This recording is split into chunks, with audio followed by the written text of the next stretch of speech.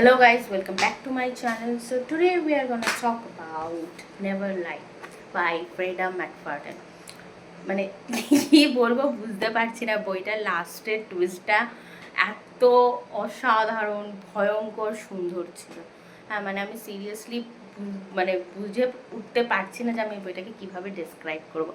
আমার প্রথম থেকে মনে হচ্ছিলো আমি ঠিক গেস করেছি কে মেন ভিলেন হতে চলেছে, বাট আনফর্চুনেটলি ফ্রেডা আমাকে এখন মানে কী বলবো আমাকে ভুল প্রতিপন্ন করলো টুইস্ট দিয়ে। তো যাই হোক, নেভার লাই এই বইটার অনেক হাইপ আছে আর একদম অ্যাপ্রোপ্রিয়েটলি হাইপ আছে। এই বইটার যেটা ব্লার্ব আছে সেটা আমি তোমাদেরকে পড়ে শোনাচ্ছি, দেন আমি বলবো যে আমার স্টোরিটা কেরাম কী লেগেছে। যেহেতু এটা একটা থ্রিলার নভেল, আমি পুরোপুরি স্পয়লার দেবো না, সামান্যটুকু তোমাদেরকে বলবো। Sometimes the truth kills. Newlyweds Tricia and Ethan are searching for the house of their dreams. They think they have found it in the remote manor that once belonged to Dr. Adrian Hill, a renowned psychiatrist who years ago vanished without a trace. When a violent winter storm traps them at the estate, the house begins to lose its appeal. Stuck inside, Tricia finds a collection of audio transcripts from Dr. Hill's session with patients. As Tricia starts listening to what isn't meant for her, she learns of the terrifying events around the doctor's mysterious disappearance. With each step, every shocking piece of the puzzle falls into place, but by the time Tricia reaches the final cassette, it will be too late. তো এটা থেকে তোমরা বুঝতেই পারছো যে এই ঘটনাটা বা এই স্টোরিটা রিভলভ হচ্ছে দুটো মানুষের মধ্যে, ট্রিশিয়া আর ইথান, যারা মানে সবে সবে বিয়ে করেছে এবং তারা তাদের থাকার জন্য একটা বাড়ি বা ম্যানার খুঁজছে, এবং তারা সেই ম্যানারটা পেয়েছে হচ্ছে খুব একজন ফেমাস সাইকিয়াট্রিস্ট রয়েছেন যার নাম হচ্ছে ডক্টর এড্রিয়ান হেল, তার বাড়িটা। এবং সেখানে প্রচুর তুষারপাত বা বরফ পড়েছে বলে যে মানে ডিলারটা তাদেরকে দেখাবে ভেবেছিল, বা যে রিয়েল এস্টেট এজেন্টটা ওদের দেখাবে ভেবেছিল সেই বিল্ডিং মানে ম্যানারটা, সে সেখানে এসে উঠতে পারেনি। বাট ট্রিশিয়া আর ইথান সেখানে চলে আসে এবং ওই বরফ পড়ার দরুন তারা সেখানে ফেসে যায়। সেখানে কোনো নেটওয়ার্ক নেই, কিছু নেই যে তারা হেল্প করবে। তো প্রথম জিনিসই ট্রিশিয়া যেটা নোটিস করে যে যখন ওরা আসছিল তখন ওই ম্যানারের উপর ফ্লোরে লাইট জ্বলছিল, কিন্তু যখন ওরা এলো এবং চারিদিক এক্সপ্লোর করতে লাগলো তখন দেখলো যে এই ওপর মানে ফ্লোরের যে লাইটটা আছে সেটা অফ হয়ে গেছে নিজে থেকে। ওর প্রথমে এটা ট্রিগার হলো। তারপর ম্যানারে ঢুকতেই ও দেখতে পেলো ডক্টর এড্রিয়ান হেলের একটা বিশাল বড় পোর্ট্রেট রয়েছে, যার চোখগুলো খুব হন্টিংলি মনে হচ্ছে ওরা যেদিকে যাচ্ছে ওর দিকেই যাচ্ছে। মানে এরকম হয় না অনেক পেন্টিংসের চোখ দেখে মনে হয় আমি যেদিকে যাচ্ছি সেদিকে যাচ্ছে, সেরকম। আর এত বড় ম্যানারটা একটা মানে কিরকম একটা ক্রিপি ভাইব দিচ্ছে। তো যাই হোক, ওরা দুজনে সারভাইভ করার জন্য এই ঠান্ডা জায়গায় রুম হিটার খোঁজার ট্রাই করে। তারপর ওরা দেখতে পায় যে এখানে কেউ না থাকলেও মানে ফ্রিজে সমস্ত খাবার দাবার ফুডস এভরিথিং রাখা রয়েছে, ইভেন ডক্টর হেলের যে ক্লোজেট রয়েছে সেখানে ভর্তি জামা কাপড় রয়েছে। তো যাই হোক, ওরা ঠিক করে যে রাতটা এখানেই কাটাবে, সকাল হলে ওরা হেল্প এখানে খুঁজবে।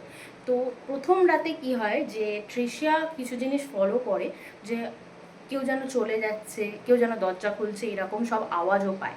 এবং যখন ও নিচে নামে জিনিসটাকে ইনভেস্টিগেট করার জন্য, তখন ও দেখতে পারে যে এড্রিয়ানের যে পোর্ট্রেটটা ছিল উপরে সেটা নিচে নামানো আছে, এবং এটা দেখে ওর আত্মারাম খাঁচা হয়ে যায়। ও দৌড়ে নিজের স্বামীকে ডাকতে যায়, কিন্তু যখন ও ইথানকে ডেকে নিয়ে আসে তখন দেখা যায় যে পোর্ট্রেটটা ঠিক নিজের জায়গাতেই আছে।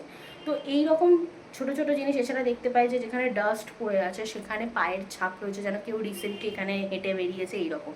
তো এরকম জিনিস হতে হতে যখন এই পুরো বাড়ি মানে ইথান যে হাজব্যান্ড রয়েছেন সে তার কাজে ফোকাস করে কিভাবে বাইরের জায়গার সাথে কানেক্ট করবে বা নিজের যেহেতু পেন্ডিং ওয়ার্কগুলো রয়েছে সেগুলোর দিকে, তখন ট্রিশিয়া ঠিক করে যে সেই ম্যানারটাকে এক্সপ্লোর করবে।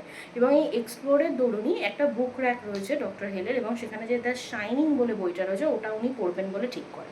কিন্তু ট্রিশিয়া যখন ওই বইটাকে টানে তখন দেখতে পায় যে এটা একটা কোনো সুইচ টাইপের। ওটা যখন ও টানলো ওই বইটা, তখন একটা সিক্রেট কম্পার্টমেন্ট খুলে গেল এবং তার ভেতর অসংখ্য টেপস রয়েছে, রেকর্ডেড টেপস, যেগুলো ডক্টর হেল তার পেশেন্টদের সাথে যে কনভারসেশনগুলো হতো সেগুলো রেকর্ড করতো।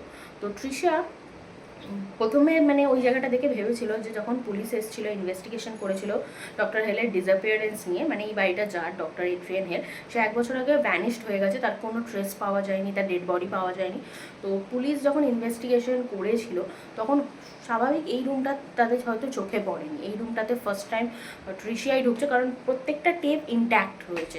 তো ও কী করে যে ও এক এক করেই টেপগুলো শোনার ট্রাই করে, টাইম কাটানোর জন্য, কিউরিসিটির জন্য, যা বলবে তোমরা। এবং আরেকটা কথা বলে রাখি যে সবাই এটা মানে যে ডক্টর এড্রিয়ান হেলকে তার যে বয়ফ্রেন্ড ছিল লুক, সে খুন করেছিল, কিন্তু লুকেরও কোনো হদিশ পাওয়া যায়নি। তো যাই হোক, এক এক করে যখন ট্রিশা টেপগুলো শোনে তখনও দেখে যে জে নামক একজন মানে পেশেন্ট রয়েছে, যে ট্রিশিয়াকে একটা পার্টিকুলার থিং নিয়ে ব্ল্যাকমেল করছে, ওকে মানে যে প্রেসক্রাইব করা ড্রাগগুলো দিতে বলছে সেগুলো নার্কোটিক্স এই রকম টাইপের। এছাড়া ও ডক্টর এড্রিয়ানের থেকে অনেক ফিজিক্যাল বেনিফিটসও চাইছে, এইরকমভাবে ব্ল্যাকমেল করে এবং তার থেকে ডক্টর এড্রিয়ান হেল বেরোতে চায়। এবং এই যে এই নামটার সাথে মানে আমারও কিছুটা টাইম মনে হয়েছিল যে ইথানি মেবি হচ্ছে ডক্টর এড্রিয়ান হেলের সেই পেশেন্ট, মানে ট্রিশিয়ার বর, বাট এটা নয়, আমি এখনই বলে দিচ্ছি যে ইথান সেই পেশেন্ট নয়। তো যাই হোক, ওই টেপগুলো যখন ও শুনতে থাকে ওর মনে হয় যে এই সাইকোটাই হচ্ছে এড্রিয়ানকে খুন করেছে। তো ধীরে ধীরে সব যখন এরা শুনতে থাকে, তারপর হঠাৎ করে একদিন ট্রিশিয়া একটা উপরে অ্যাটিক, মানে যে উপরে চিলেকোটার ঘর সেটাকে ডিসকভার করে, সেখানে যায়। সেখানে ও আবার একটা স্লিপিং ব্যাগ খুঁজে পায়, যেটা দেখে মনে হচ্ছে কেউ রিসেন্টলি সেটাকে ইউজ করছিল। তো এরকম অনেক কিছু হতে থাকে এবং লাস্ট যে টেপটা ও শোনে সেটা থেকে আমরা জানতে পারি যে ডক্টর এড্রিয়ান হেলকে যে খুন করেছে সে আর কেউ নয়, সে হচ্ছে, আমি বলবো না তাহলে তো পুরো মজাটাই কিরকিরে হয়ে যাবে। তো যাই হোক, এবং এখানে আরেকটা জিনিস হচ্ছে যে এই ঘটনা চলাকালীন যখন ইথান আর ট্রেশিয়া এখানে মানে আশ্রয় নিয়েছিল, সেই টাইমে লুকও এখানে আসে। তো এরপরে কি হতে চলেছে, ডক্টর এড্রিয়ান হেল কি রিয়েলে খুন হয়েছে, আর ওই ইজে বলে পেশেন্টটারও কী হলো, বা সে কে ছিল, আর ডক্টর এড্রিয়ান হেলকে কী নিয়ে ব্ল্যাকমেল করা হলো, কিসের জন্য এরকম হলো, সবটা জানতে গেলে, আর কে মেন ভিলেন সেটাও জানতে গেলে তোমাদেরকে এই বইটা অবভিয়াসলি পড়তে হবে। ছোট ছোট চ্যাপ্টার্সে বিভক্ত, প্রত্যেকটা চ্যাপ্টার 3 থেকে 4 পেজে, আর প্রচুর বেঞ্জেবল টাইপের বই এটা, মানে তোমরা রাখতে পারবে না যে কী হচ্ছে এটা জানার জন্য। বাট হ্যাঁ, আমি একটু স্পয়েল মানে করে দিচ্ছি, এটাকে স্পয়েল বলা ভুল হবে। আমি ফ্রেডা ম্যাকফাডেনের বইগুলোর লুপ হোলস খুঁজে পাই আমার দিক দিয়ে। প্রথম কথা, ওই যে পোর্ট্রেটটা যখন আমি লাস্ট ক্লাইম্যাক্সটা পড়লাম তখন আমার মনে হলো যে ওই যে পোর্ট্রেটটা কে নামিয়ে রেখেছিল, এটা তোমাদেরও মাথায় আসবে। কারণ যে মেন কালপ্রিট বেরোলো, যা হলো তার মধ্যে পোর্ট্রেটটা নাবানো ওঠানোর ব্যাপারটা এলো দিয়ে, এটা মাথায় বলবো হঠাৎ করে। এটা কি জাস্ট রাইটার ক্রিপি ভাইবটা সেট করার জন্য করেছে, না যে মেন কালপ্রিট সেই নিজের মাথায় এটা ভেবে নিয়েছিল, সেটাও হতে পারে। আর আরেকটা জিনিস, এই যে স্লিপিং ব্যাগটার কথা বললাম, এইটারও কোনো মাহাত্ম্য নেই, কে ওটা ইউজ করছিল, কেন ইউজ করছিল, সেটারও কোনো ডেসক্রিপশন এই বইটাতে দেওয়া নেই। তো এই দুটো জিনিস আমার যেন অড লাগলো, আউট অফ প্লেস। তো ওভারঅল আমার এই বইটাকে ভালো লেগেছে, আমি 5/4.8 স্টার দেবো। তোমরা চাইলে অবশ্যই এটাকে পড়তে পারো, obviously one of the best work ওনার। যদি রিভিউটা ভালো লেগে থাকে তাহলে অবশ্যই আমার চ্যানেলটাকে like, share, subscribe and comment করে দিও। আমি এটা মিশো থেকে পারচেস করেছি, এটা ফ্লপি বুক পেয়েছি, কোনো ইবুক প্রিন্টিং পাইনি। তোমরা মিশো এটা কম দামেই পেয়ে যাবে, ভালো কোয়ালিটির পেয়ে যাবে। এছাড়া যদি তোমাদের অরিজিনালেরই থাকে তাহলে মানে কিনতে লাগে, তাহলে অ্যামাজন, ফ্লিপকার্ট থেকে কিনে নিতে পারো। আমার মনে হয় ফ্লিপকার্টেও তোমরা পাইরেটেডই পাবে বা সেকেন্ড কপি এরকম ফ্লপি বুক পাবে।